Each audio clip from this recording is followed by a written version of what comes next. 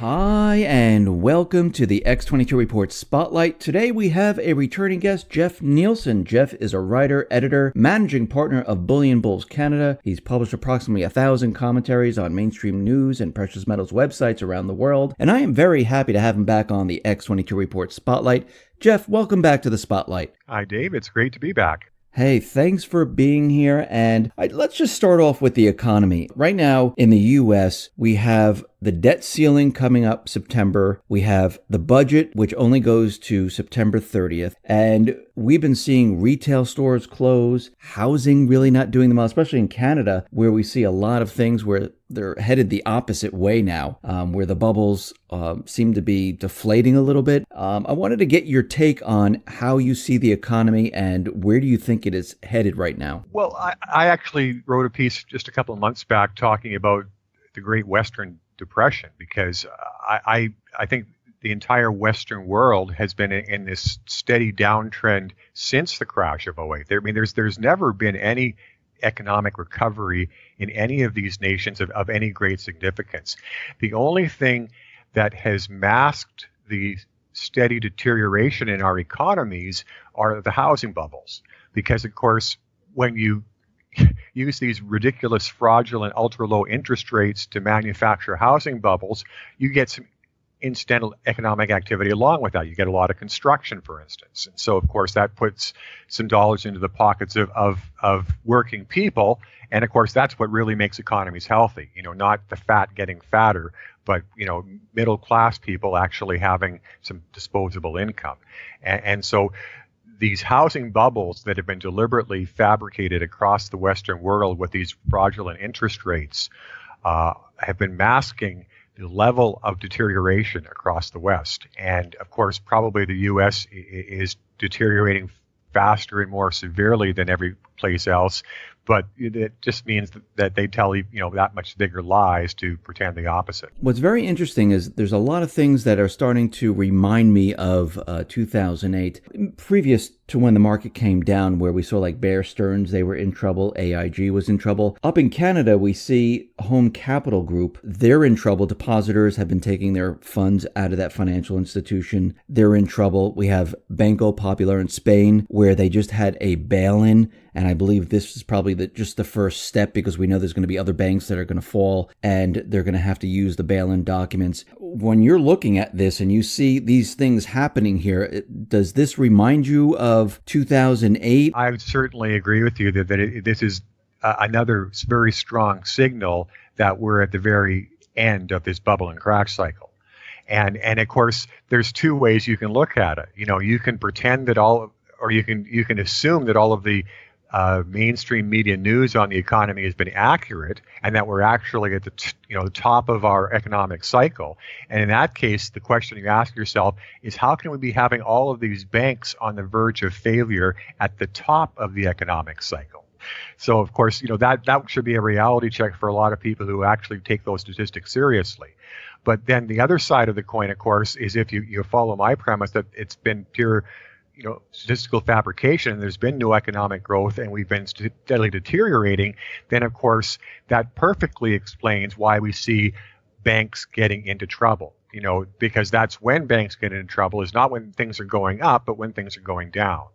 And so this is another indication that our economies have been in a steady downtrend and not in a steady uptrend, because we see cumulative banking problems in many Western nations. And of course, one of the only reasons the U.S. banks aren't more obviously in trouble is simply because of how many trillions were stuffed into their vaults following the crash of '08. That is true. And what worries me is the beginning of this bail-in. I mean, we saw the bail-in in Cyprus. I believe they were going to do a bail-in in Greece, but the people in Greece started removing their funds from the banks. And I think they looked at it and said, okay, we can't really bail in right now. But the bank in Spain, Banco Popular, I think this is like one of the first times where they actually use the EU documents to bail in. And you could see this is paving the way. And the United States has the documents to bail in. And when the banks go down, basically people are going to lose their money inside the banking system. Well, I was really vocal about this when back in, I think it was 2013, when this whole massive new form of bank fraud became the next wave. And just pointing out that there's this is totally lawless behavior. There is no way in our legal system that you can create any context where what they're doing is legitimate. There is no possible argument in contract law or equity or any other facet of our legal system that could possibly justify this sort of confiscation of wealth. And of course, it's especially true with respect to depositors versus the bank, because the whole premise of conning people into putting their savings into banks is as simple bank accounts is that, it's the safe place to put your money. So the idea that depositors could be engaging in some sort of implicit contract with the bank to make their capital available should the bank get into trouble is absolutely outrageous, because the reality is the exact opposite. Nobody would ever put their money into the bank unless they thought that money was absolutely secure, and of course that would mean it could never be available for a bail-in. So I think that's why we see with this latest Spanish bailout that they didn't touch the depositors. I think that the criminals at the top have understood now that this is the ultimate red flag, and they're only going to get one crack at stealing depositor money. So I think what you're going to see with these bail-in frauds is there's going to be a big bail-in. It's going to be coordinated across the Western world at the very peak of the crisis that is being manufactured for us, and at that point, depositors will not be safe. Because, like I say, the criminals know they're going to get one kick at this cat only, and they're going to grab as much as they can from everybody, as many people as they can. So you're saying, like, when the system goes down, they're just going to do one bail-in? Because they will never get it. And for exactly the reason you talked about with Greece, as soon as the people got this sense that this was coming, they started pulling their money out of the system. So, once any bail-in is done where depositors are skinned, that's going to cause people to start pulling money out of the funds of banks in general. And of course, this is the perverse part of this whole bail-in fraud, is the thing that is of the utmost importance to the banking crime syndicate is that we keep the absolute maximum amount of our wealth in their hands. And so, but they got so greedy, and so desperate that they brought in this form of bail-in fraud, and now they're starting to understand that it's like the proverbial weapon that you can never afford to use, because once they use it the first time, the banking system will never ever be trusted again. The people will never ever put this level of their wealth into the hands of the crime syndicate, and so it'll permanently diminish itself. And so, this is the quandary for the crime syndicate. This is why it's going to be a one-shot deal, because, it's going to be, a moment of ultimate greed or ultimate desperation where they simply say, hey, we have the opportunity to do this. We're going to do it because we're psychopaths and we can't resist. You said something very interesting that, one, this is a one-shot deal, and then the trust factor, because if we go back to the 30s, they had to insure the deposits to make everyone feel comfortable. Yes, bring your deposits back. We'll insure them. The banks are safe. Back in 2008, people were very nervous, and they said, oh no, we're going to do stress tests. This way, we're going to make sure that the banks are okay. And we knew these were completely fake and phony. But now, if they do this bail-in, are the banks finished after that? How are they going to gain the people's trust once again? There's no way, because they'll have exposed themselves for what they are, institutions of crime, because the problem is because no depositors have been skinned so far in outside of this one event in Cyprus. Basically, everybody went to sleep right after that, in terms of the general masses. But like I say, the moment that the average Joe gets some of his bank account nicked, even if it's only 5%, that's going to focus attention immediately. That's the sort of thing that can still get riots in the streets, because it's the sort of precisely because of the trust factor. It would be like the ultimate betrayal The banks and our governments assuring us that yes, there is no no safer place in the universe for your wealth than inside a bank, and then the bank robs you. So once you're betrayed in that manner, how do the bankers ever recover from that? Well, they can't. Yeah, you don't have to worry about the people coming in with masks and guns, because the people that are going to rob you are in suits, ties, and they're working behind the desk there. The quip I made right after bail-ins were brought in was that they gave the phrase bank robbery an entirely new meaning. Let's move on to precious metals. We see precious metals, they're being suppressed once again. Today, I think there was 30,000 contracts that were thrown at gold. And we're really not seeing precious metals. I mean, they're moving up, but they're continually suppressing them. We know, I think it was one of the banks, I think it was Deutsche Bank or HSBC, where we heard there was a individual that was actually manipulating the precious metals, and he admitted to it. And we can see that precious metals, they're still being manipulated. Do you see anything in the future, or anything that you've been looking at, where do you think precious metals are going to finally break free? Well, I've been consistent, all along over the past few years in saying that the only thing that will ever allow the markets to go higher is going lower first. And so in particular, last year I talked about the fake rally and how the markets were being brought up so that they could be taken down hard. And then, we saw kind of a soft takedown, at the end of the year and early into this year, and then it's drifted up a bit again. So it's almost like this eye of the hurricane sort of phenomenon where we're just getting this lateral drifting where there's really no significant movement one way or the other. But I still haven't changed my viewpoint. In order for precious metals to break out of this chokehold that the bankers have had on this sector since 2011, the markets have to go lower first because prices are extremely low already, but when they're crashed lower, along with, of course, the broader markets, because of course that's a necessity. The banks cannot allow precious metals to appear to be a safe haven in a time of panic. So precious metals must be taken down with all of the other markets, and so it will be done. But when that takedown occurs, it'll take prices to such a stupidly low level and cause such an extremely strong demand response that coming out of that, there's simply no way, even with all of the manipulative might that this crime syndicate possesses, that it can prevent a relief rally. And of course, it should be a much more robust rally than what we saw through 2009, 2011, because the sector is now much more suppressed than it was coming out of the crash of '08. But on the other hand, we might see the opposite.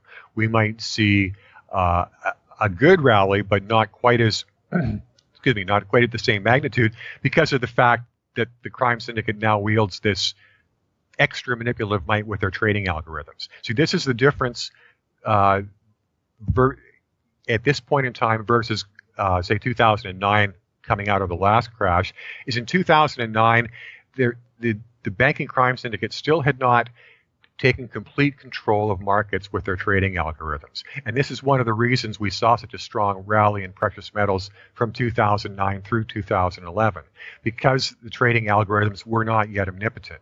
But then what we've seen since that time is the algorithms becoming all-powerful in terms of manipulating markets.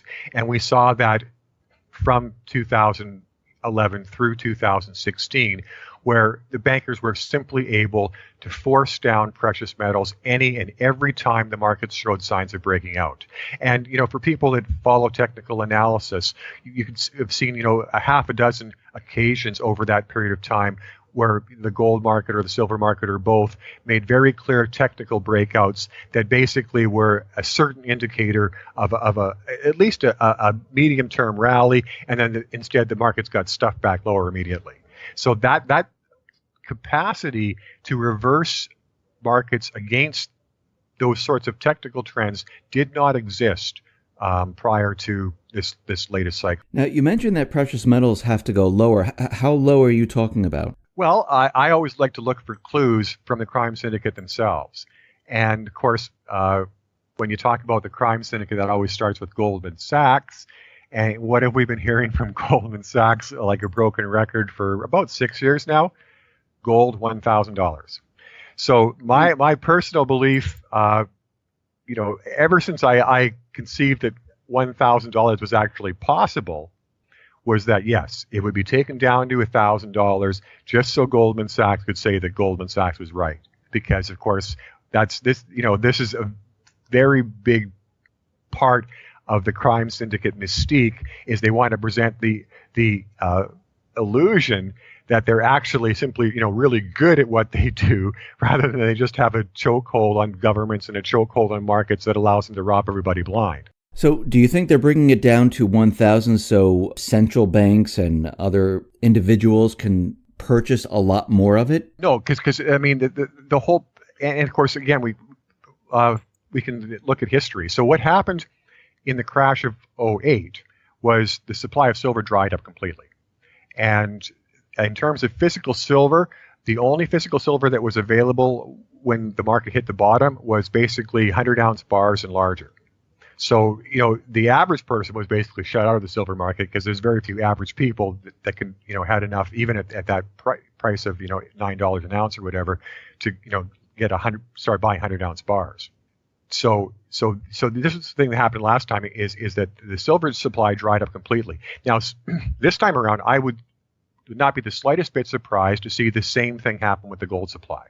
So what will happen when we see these precious metals markets crashed is, yes, the paper prices are going to go down to, say, $1,000 an ounce for gold, and maybe even $10 an ounce for silver.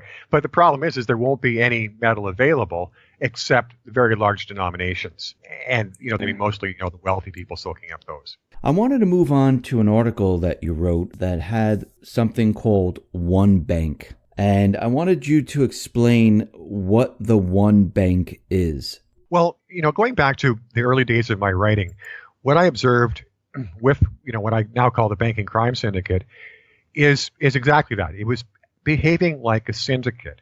There was obvious collusion. And so my initial estimation of this was that it was just a basic oligopoly. And for those of your audience that aren't familiar with that term, an oligopoly is a small collection of companies which collude in order to act like a monopoly and exert complete control over their particular market or sector. And so this is what I had assumed was the case originally, is that we had a collusion model between these Western big banks. So that's what that was my operating premise for several years.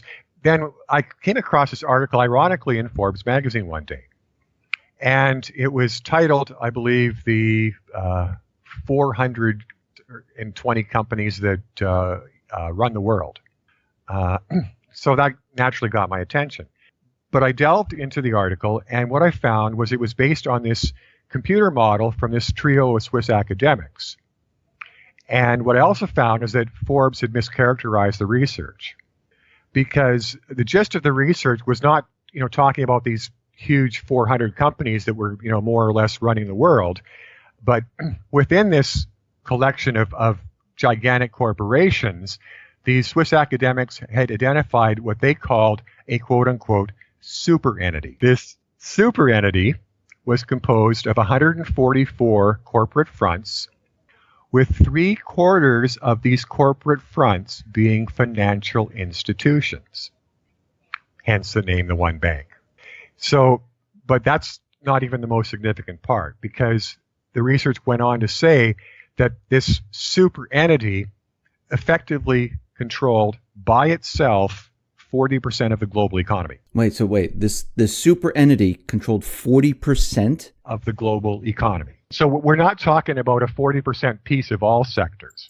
We're talking about 100% control of all the most important sectors. So, of course, it's the One Bank. So the heart of the beast is the banking crime syndicate. So it controls all of the big banks. It controls big oil. It controls big pharma. It controls big insurance companies. What other evil? It controls big agriculture. I mean, if you can think of a large evil cabal, corporate cabal that exists, that's part of the 40%. Wow. So how does this relate to governments? Does it have any influence? The global economy, I believe, is estimated at around 70 trillion. somewhere around there, maybe a bit more right now. If you control 40% of that, that's essentially like a $28 trillion economy. So that's much larger than the United States. So what we're talking about here is an entity, a crime syndicate with much greater economic mass than the entire United States. Wow. In terms of what it could, but note, we're talking about control. And this was also a key to the research, is it wasn't talking about ownership. It was talking about the one bank controls 40% of the global economy. And this is a sign of the times. Once upon a time, when our societies and our cultures observed the rule of law, this wouldn't have been as significant as it is today, because in societies that observe the rule of law, the dominant legal relationship is the ownership relationship. If you own something in a society that observes the rule of law, that's preeminent. But of course, we no longer live in societies that observe the rule of law, and so the concept of ownership has been watered down to the point where it's almost meaningless.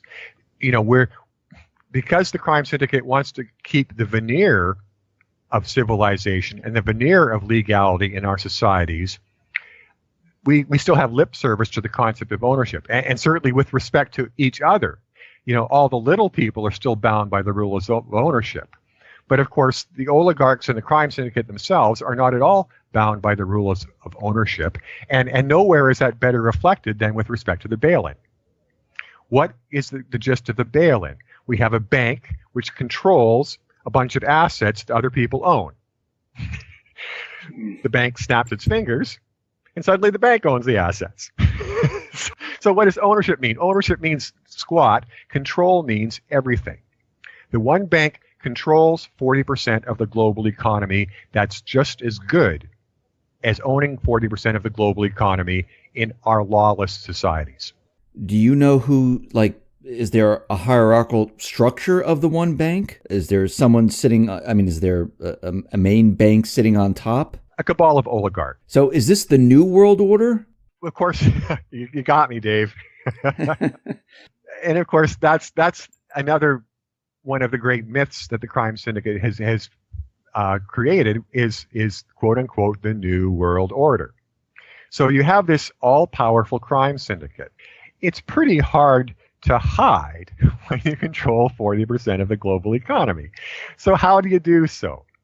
You create a great big myth, the New World Order. And so all of a sudden, when people can sense this huge, near omnipotent force in the shadows, and they can't quite wrap their heads around it, they don't start looking at the banks. They look at this New World Order that the bankers have manufactured with their mythology, this socialist, one world government hierarchy that's supposedly manifesting itself behind the scenes. And this is the most ludicrous part about it. The idea that powerful people would be getting together behind the scenes so they could share the wealth. Give me a break. If the bankers wanted to create this myth for the crime syndicate to hide behind, at least they could have created a plausible myth. I'm assuming they also have ties into the precious metals market then. Well, of course, they have ties in the sense that they're able to manipulate these markets because, of course, they've co-opted all markets with their paper markets. But no, and this is a very important point, and this is part of the reason that there's permanent suppression of precious metals. The crime syndicate had a choice to make, and so here we should back up a bit. So the other thing I didn't get into, of course, is the age of this crime syndicate. One of my sort of heroes and mentors is a gentleman named Charles Lindbergh Sr. He's now deceased. In fact, he's been dead for quite a while, almost 100 years. 100 years ago, he wrote about this crime syndicate that already had a chokehold on the U.S. government. So the one bank is not new. The one bank is very old. It goes back at least 100 years in more or less its present form, and there'll be you can certainly find people who will argue it goes back several centuries in some related form.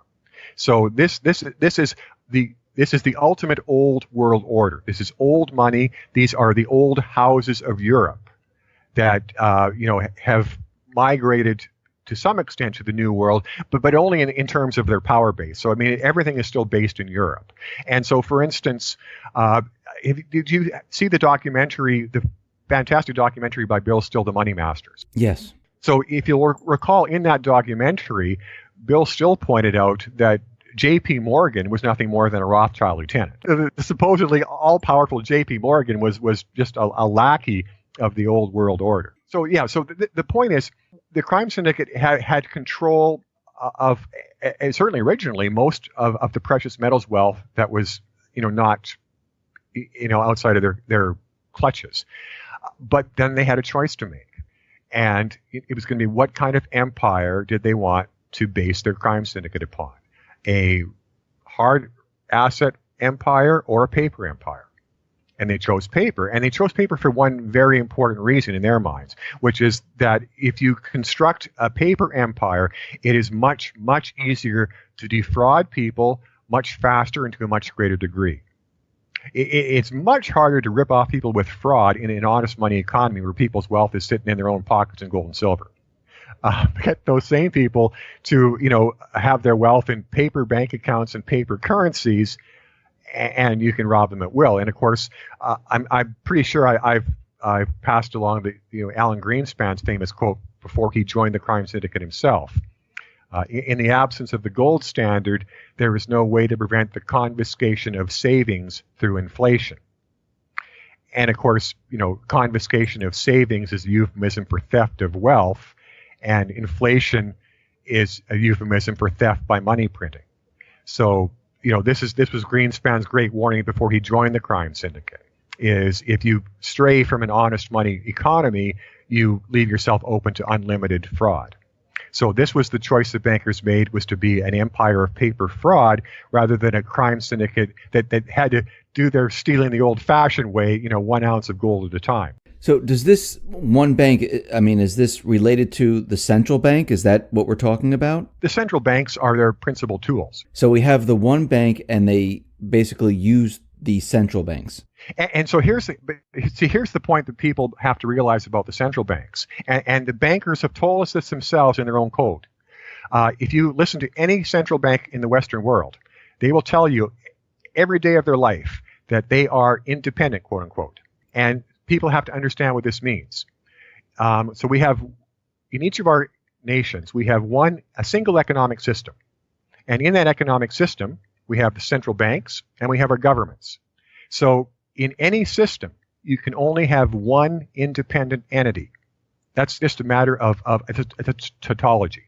By definition, only one entity can be independent. Only one entity can be totally free, exert totally free will, independent of everybody else. By definition, every other entity is dependent. So when the central banks say they are independent, they are saying unequivocally that they are above our governments. And of course, our governments demonstrate this every day of our lives by never attempting to defy the central banks. And of course, in the U.S., we've seen the classic example of this when, occasionally some U.S. politicians will have the temerity to try to seek an audit of the Federal Reserve. And the Federal Reserve just, reacts in utter contempt. It's like, what are you lackeys saying? We're independent. We are above you. You don't tell us what to do. We tell you what to do. There is the governments, there is the central banks, there is the one bank, and the hierarchy could not possibly be any more obvious. So since the one bank, they own 40% of the global economy, they can bring down the system or bring it up, or they could do whatever they want with it then. Well, but it goes beyond this because, again, people have to understand the full degree of evil in the monetary system that has been wrought. And it starts, of course, with the ultimate monetary fraud of when the U.S. took its interest rate to 0%, because, of course, there's no such thing as 0% lending. The whole term is a sham. So 0%, a 0% loan is free money. So the U.S. monetary system went from being at least quasi-legitimate to totally illegitimate. It started funneling free money into the hands of the big banks. And see, this is where people have to understand the full evil of our system with fractional reserve banking, with a fractional reserve ratio that's currently about 35 to 1. So, between 2009 and 2013, B.S. Bernanke conjured close to, or well over $3 trillion of this 0% funny money. More than $3 trillion he gave to the big banks for free. Big banks that are able to leverage all of those trillions by a ratio of 35 to 1. Now, the point is, when you have a legitimate monetary system where the banks are actually having to pay interest to borrow their own money, even at this fraud ratio of 35 to 1, there are limits on the amount of this funny money they can conjure into existence. At a 0% rate of interest, there are no limits. So Bank A gets, let's just, for simplicity's sake, let's just say Bank A got the whole $3 trillion from B.S. Bernanke. Bank A lends that $3 trillion to Bank B at 0% interest, and of course it can lend at 35 to 1. So it lends Bank B $105 trillion at 0%.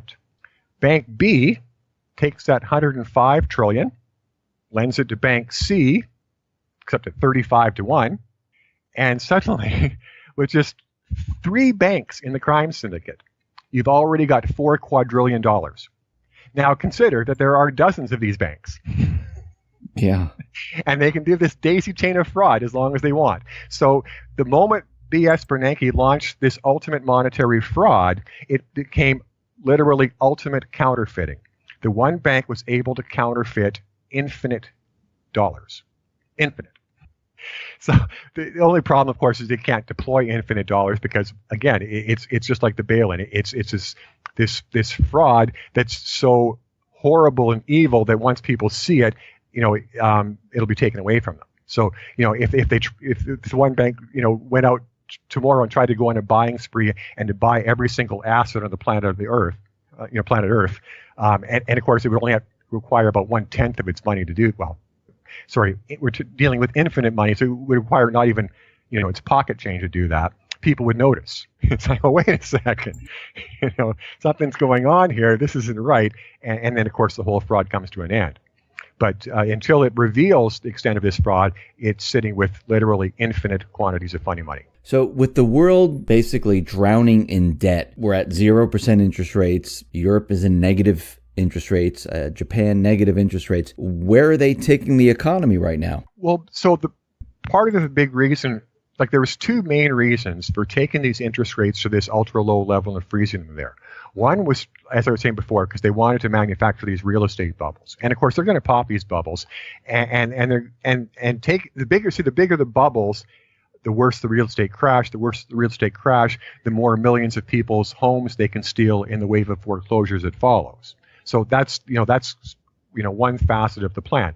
But equally important reason for taking the interest rates down to this level and freezing them there permanently is because all of these Western governments are bankrupt. Not merely insolvent, they're bankrupt. And we would see that instantly if any of these bankrupt governments was forced to pay a market rate of interest on their debt. I mean, what's a market rate of interest for the U.S. sitting with $20 trillion of debt? Well, probably 10%. So that's $2 trillion per month in interest payments. Or $2 trillion per year in interest payments, and there's only less than $4 trillion in revenues. I mean, how long can the U.S. pretend it's not bankrupt? When it's paying 50% of its revenues just to service the interest. It's currently only paying 10 to 15%. So it'd be suddenly paying nearly 4 times as much to service its debt.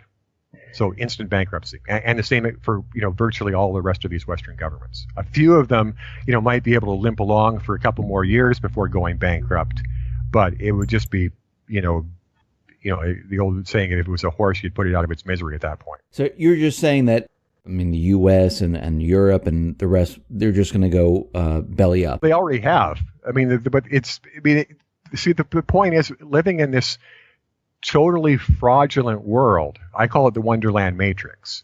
So we have this totally fraudulent paradigm that's been fabricated that everybody lives in, that doesn't exist. In this mythological paradigm, our governments are solvent, the U.S. economy is strong, the U.S. dollar is the world's best currency, the U.S. treasuries are valuable assets. Well, none of that exists. In the real world, the U.S. dollar has already been debauched to worthlessness.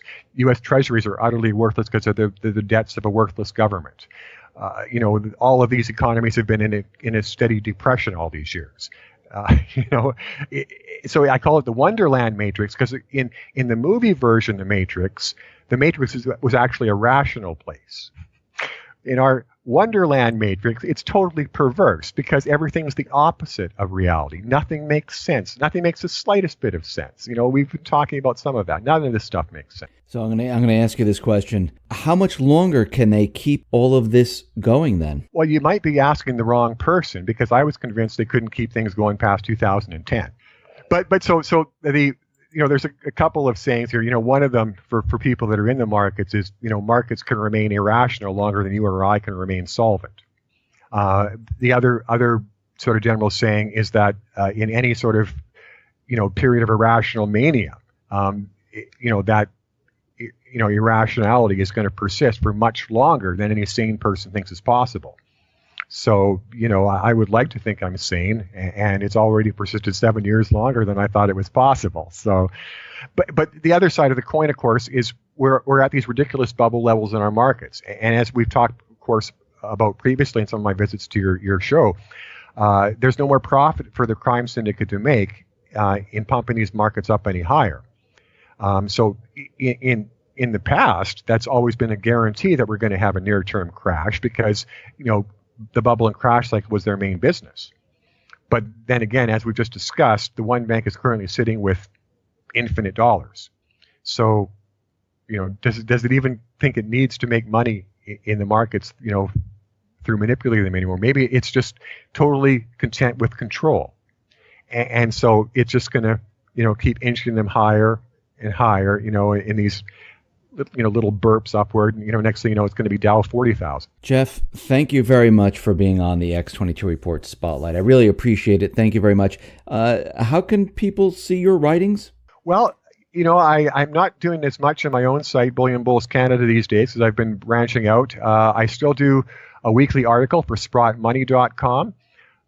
Beyond that, my number one gig these days is doing market work for a company called Stockhouse.com, and I help small corporations promote themselves because these are the companies that are actually coming up with new ideas, creating jobs, and actually helping our economies. And so I'm doing some work that I can really enjoy and feel like I'm helping the world.